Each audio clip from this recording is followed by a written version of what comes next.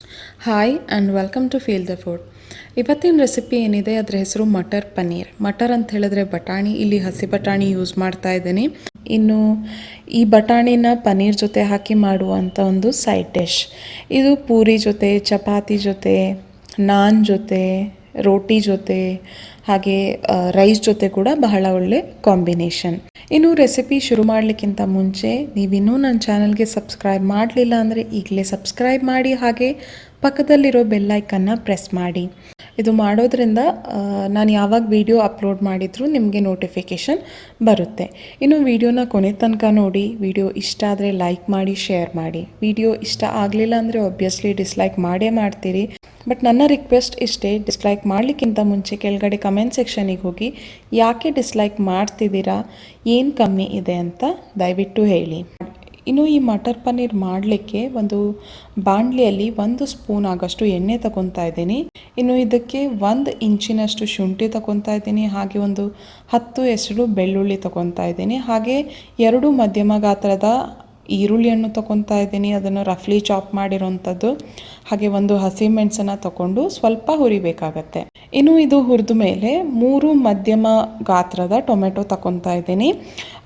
ಇದನ್ನು ರಫ್ಲಿ ಚಾಪ್ ಮಾಡಿದ್ದೀನಿ, ಹಾಗೆ ಟೊಮೆಟೊ ಹಾಕಿದ ಕೂಡಲೇ ಸ್ವಲ್ಪ ಸಾಲ್ಟ್ ಹಾಕಿ ಮಿಕ್ಸ್ ಮಾಡಿ ಮುಚ್ಚಿ ಬೇಯಿಸ್ತಾ ಇದ್ದೀನಿ. ಇನ್ನು ಟೊಮ್ಯಾಟೊ ಪೂರ್ತಿಯಾಗಿ ಸಾಫ್ಟ್ ಆದಮೇಲೆ ಬೆಂಕಿನ ಆಫ್ ಮಾಡಿ ಸ್ವಲ್ಪ ತಣ್ಣಗಾಗಲಿಕ್ಕೆ ಬಿಡಬೇಕಾಗತ್ತೆ.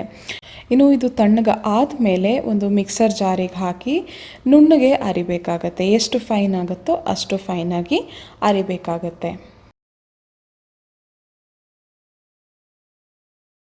ಈ ಅರ್ಧದನ್ನು ಸೈಡ್ಗೆ ಇಡಬೇಕಾಗತ್ತೆ.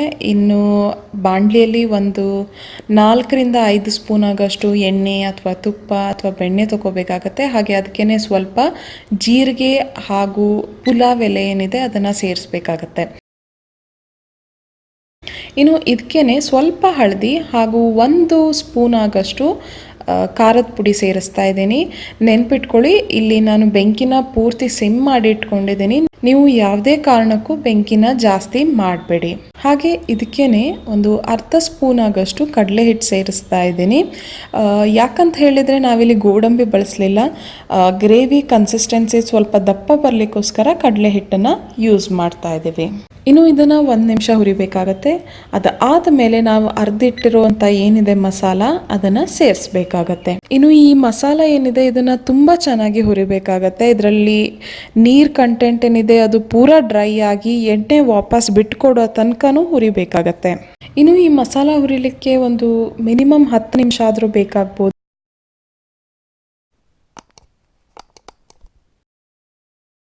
ಈಗ ನೀವು ನೋಡ್ತಿರ್ಬೋದು, ಮಸಾಲದಲ್ಲಿರೋ ನೀರಿನ ಅಂಶ ಏನಿದೆ ಅದು ಪೂರ ಆವಿಯಾಗಿ ಹೋಗಿದೆ. ಹಾಗೆ ನಮ್ಮದು ಏನಿದೆ ಮಸಾಲ ಅದರ ಕಲರ್ ಅಂತೂ ಪೂರ್ತಿಯಾಗಿ ಚೇಂಜ್ ಆಗಿದೆ. ಹಾಗೆ ಎಣ್ಣೆ ಕೂಡ ಬಿಟ್ಟುಕೊಡ್ತಾ ಇದೆ. ಇನ್ನು ಈ ಟೈಮಲ್ಲಿ 1 ಕಪ್ ಆಗೋಷ್ಟು ನಾನು ಹಸಿ ಬಟಾಣಿ ಸೇರಿಸ್ತಾ ಇದ್ದೀನಿ. ಇನ್ನು ಇದಕ್ಕೆ ನಾನು 200 ಗ್ರಾಮ್ ಆಗೋಷ್ಟು ಪನ್ನೀರ್ ಕೂಡ ದೊಡ್ಡದಾಗಿ ಕಟ್ ಮಾಡಿ ಸೇರಿಸ್ತಾ ಇದ್ದೀನಿ. ಇನ್ನು ಈ ಮಸಾಲದ ಜೊತೆ ಬಟಾಣಿ ಹಾಗೂ ಪನ್ನೀರ್ನ ಚೆನ್ನಾಗಿ ಹುರಿಬೇಕಾಗತ್ತೆ. ಒಂದು 2 ನಿಮಿಷ ಹುರಿದ್ರೆ ಸಾಕು. ಇನ್ನು ಈ ಥರ ಹುರಿದು ಆದಮೇಲೆ ಒಂದು 2 ಕಪ್ನಷ್ಟು ನೀರು ಸೇರಿಸ್ಬೇಕಾಗತ್ತೆ. ಇನ್ನು ಇದನ್ನು ಮಿಕ್ಸ್ ಮಾಡಬೇಕಾಗತ್ತೆ. ಮಿಕ್ಸ್ ಮಾಡಿ ಆದಮೇಲೆ ರುಚಿಗೆ ತಕ್ಕಷ್ಟು ಉಪ್ಪು, ಹಾಗೆ ಸ್ವಲ್ಪ ಅಂದರೆ ಒಂದು 1/4 ಚಮಚದಷ್ಟು ಸಕ್ಕರೆ. ಯಾಕಂದರೆ ನಾವು ಟೊಮ್ಯಾಟೊ ಹಾಕಿರ್ತೀವಿ, ಹುಳಿ ಆಗಿರುತ್ತೆ, ಅದನ್ನು ಸ್ವಲ್ಪ ಬ್ಯಾಲೆನ್ಸ್ ಮಾಡಲಿಕ್ಕೋಸ್ಕರ ಶುಗರ್ ಹಾಕಬೇಕಾಗತ್ತೆ. ಹಾಗೆ ಒಂದು ಅರ್ಧ ಚಮಚದಷ್ಟು ಗರಂ ಮಸಾಲ, ಹಾಗೆಯೇ 1 ಚಮಚದಷ್ಟು ಕಸೂರಿ ಮೇಥಿನ ಕ್ರಷ್ ಮಾಡಿ ಹಾಕಬೇಕಾಗತ್ತೆ. ಇನ್ನು ಇದನ್ನೆಲ್ಲ ಚೆನ್ನಾಗಿ ಮಿಕ್ಸ್ ಮಾಡ್ಕೋಬೇಕಾಗತ್ತೆ. ಇನ್ನು ಮಿಕ್ಸ್ ಮಾಡಿ ಆದಮೇಲೆ ಸ್ವಲ್ಪ ಹೊತ್ತು ಮುಚ್ಚಿ ಬೇಯಿಸಬೇಕಾಗತ್ತೆ. ಒಂದು 15 ನಿಮಿಷ ಸಣ್ಣ ಉರಿಯಲ್ಲಿ ಮುಚ್ಚಿ ಬೇಯಿಸಬೇಕಾಗತ್ತೆ. ಈ ಥರ ಮುಚ್ಚಿ ಬೇಯಿಸೋದ್ರಿಂದ ನಿಮ್ಮದು ಬಟಾಣಿ ಏನಿದೆ ಅದು ಕೂಡ ಸಾಫ್ಟ್ ಆಗುತ್ತೆ. ಹಾಗೆ ಪನ್ನೀರ್ ಏನಿದೆ ಅದು ನಿಮ್ಮ ಮಸಾಲನೆಲ್ಲ ಅಬ್ಸಾರ್ಬ್ ಮಾಡಿ ತುಂಬ ರುಚಿಯಾಗಿರುತ್ತೆ.